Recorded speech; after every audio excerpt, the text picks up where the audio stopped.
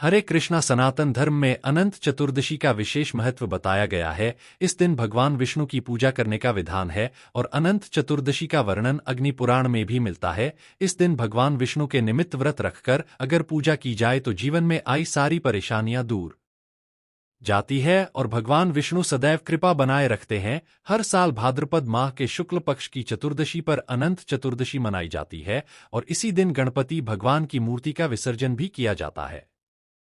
अग्नि पुराण के अनुसार इस दिन भगवान श्री विष्णु के अनंत रूप की पूजा की जाती है और इस दिन भगवान विष्णु के साथ अनंत सूत्र भी पूजा जाता है, जिसे पूजा करने के बाद में बाजू में धारण कर लिया जाता है। हिंदू धार्मिक मान्यताओं के अनुसार अनंत चतुर्दशी के दिन भगवान श्री विष्णु ने 14 लोगों की रचना की और उनके पालन पोषण के संरक्षण के लिए भगवान 14 रूपों में प्रकट हुए। यह रूप अनंत प्रतीत होने लगे, इसीलिए इन्हें अनंत नाम दिया गया।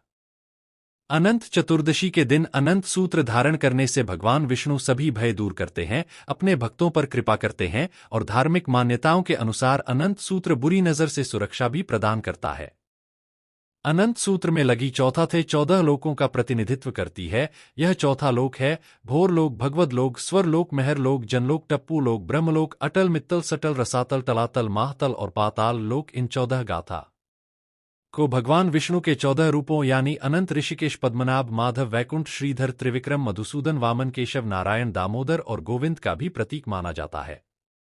ऐसी मान्यता है कि जो भी व्यक्ति अनंत चतुर्दशी से अगले 14 दिन या पूरे 14 वर्ष तक अनंत चतुर्दशी का व्रत करता है, पूजा पाठ करता है और 14 गांठों वाले इस अनंत सूत्र को बांटा है, उसे भगवान विष्णु की कृपा से अंत में वैकुंठ लोक की प्राप्ति होती है। प्रिय भक्तजनों, आज के इस वीडियो में आप जानेंगे अनंत चतुर्दशी की सबसे सरल और आसान पूजा विधि के बारे में। उससे पहले आप सभी को अनंत चतुर्दशी की हार्दिक शुभकामनाएं। आज के दिन व्रत रखने वाले भक्तों को सुबह ब्रह्म मुहूर्त में उठकर स्नान करके भगवान नारायण को प्रणाम करके दिन की शुरुआत करनी चाहिए। इसके बाद घर की साफ सफाई करके गंगाजल मिले फिर पानी से स्नान करना चाहिए। अगर संभव हो तो आप पवित्र नदी में स्नान कर सकते हैं।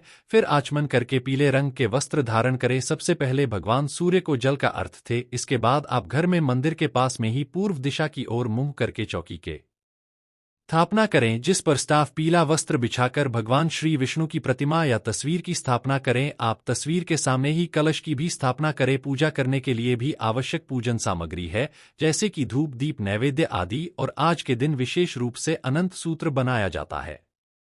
आपको बाजार में भी रेडीमेड अनंत सूत्र पनाह मिल जाएगा। यदि आप खुद से ही बनाना चाहते हैं तो कच्चा सूत जिसे हल्दी में डुबोकर आप पीला रंग लें और उसमें सिर्फ 14 गाथा पूजा करते समय लगाएंगे तो कच्चे सूत को रख सकते हैं, या 14 गाथा वाला जो अनंत सूत्र बनाया मिलता है उसे आप पूजा सामग्री में जरूर रखें।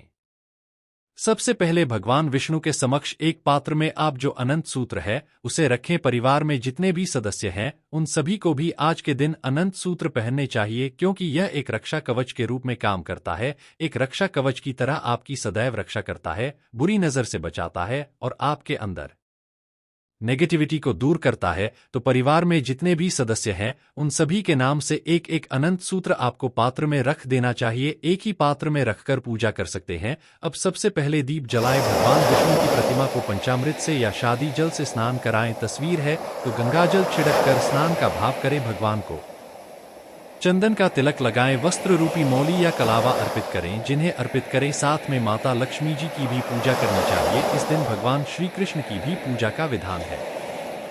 और कोई भी पूजा करें भगवान जी से ही प्रारंभ होती है, तो गणेश भगवान की पूजा सबसे पहले करनी चाहिए, क्योंकि आज के दिन अनंत सूत्र बांधा जाता है और अनंत सूत्र में लगी चौथा काथे 14 भुवनों का 14 लोगों का प्रतिनिधित्व करती है। हर डांट लगाते समय भगवान विष्णु के 14 अलग अलग नामों का उच्चारण किया जाता है। यह नाम आपको स्क्रीन पर भी दिख जाएंगे और आप मेरे साथ भी मंत्रों को बोल सकते हैं। इन नामों का उच्चारण आप हर गांठ लगा तो इसमें कर सकते हैं। यह नाम है ओम नमः ओम ऋषिकेश शायद भाव ओम पद मुन्नाभाई नमः ओम माथुर नमः ओम बैकुंठ धाम नमः ओम श्रीधराय नमः ओम श्री विक्रम आय भाव ओम मधुसूदन आय नमः ओम वामनाय ओम के शिवाय नमः नारायणाय नमः ओम दामोदर आय नमः ओम गोविंदा इन महान। इस प्रकार 14 गांठें लगाने के बाद आप अनंत सूत्र में हल्दी, कुमकुम, केसर लगाएं और भगवान श्री विष्णु के चरणों में इस सूत्र को अर्पित करें। भगवान विष्णु के मंत्रों का जाप करें। इससे श्री विष्णु सहस्त्र नाम का पाठ करना शुभ रहता है। श्री सत्यनारायण भगवान की कथा का पाठ करने से भी घर में सुख समृद्धि आती है। भगवान के मंत्रों का यथासंभव जप आप कर सकते हैं और कर हाथ में पुष्प लेकर आपको अनंत चतुर्दशी व्रत की कथा का श्रवण भी करना चाहिए। अगर आप उपवास नहीं रख रहे हैं तब भी आपको कथा सुननी चाहिए, और यदि आप उपवास रखना चाहते हैं तो ध्यान रखें, इस ट्रक में नमक का सेवन बिल्कुल नहीं किया जाता है, केवल फलाहार किया जाता है। व्रत सुबह से लेकर शाम तक रखा जाता है। सूर्यास्त के बाद पूजा करने के बाद व्रत का पारण कर लिया जाता है। यदि आप व्रत रखना चाहते हैं तो सबसे पहले पूजा करते समय हाथ में जल लेकर व्रत का संकल्प भी आपको लेना चाहिए कि आज आप अनंत चतुर्दशी का व्रत रखने जा रहे हैं। पहली बार यदि आप रख रहे हैं तो आप कितने वर्षों तक इस व्रत का पालन कर सकते हैं उसका संकट भी ले सकते हैं, तो आप केवल इसी बार का संकल्प भी ले सकते हैं। आज के दिन भगवान विष्णु के अनंत रूप का भी स्मरण करना चाहिए। इस दिन भगवान विष्णु के शेष नाग पर लेटे हुए रूप की पूजा की जाती है। यदि आपके पास ऐसी प्रतिमा या तस्वीर न हो तो जो भी भगवान विष्णु की प्रतिमा या तस्वीर है आप उनका स्मरण करके उनका पूजन भी कर सकते हैं।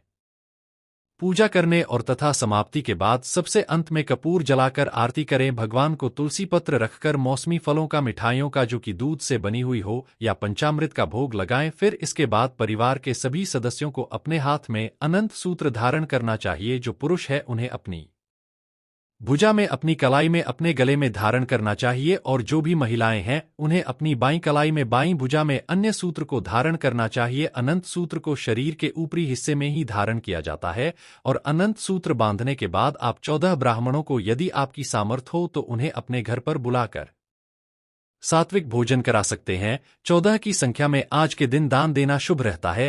अनंत सूत्र बांधते समय बात का ध्यान आपको रखना है।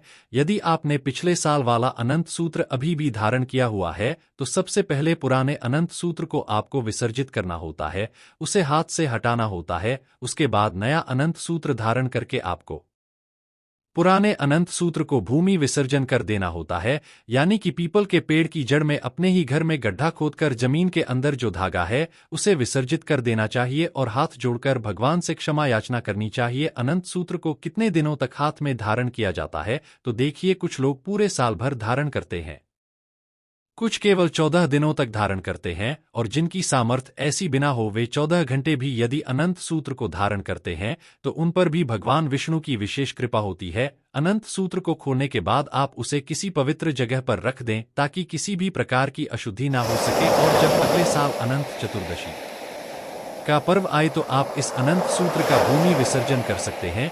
पूजा करते समय कुछ बातों का ध्यान आपको रखना चाहिए, जैसे कि आप पूजा करें तो मंदिर में कुछ दक्षिणा जरूर चढ़ाएं। दान की सामग्री भी रखें, जिसका दक्षिणा सहित दान आपको किसी योग्य ब्राह्मण को या किसी निर्धन जरूरतमंद व्यक्ति को दे देना चाहिए।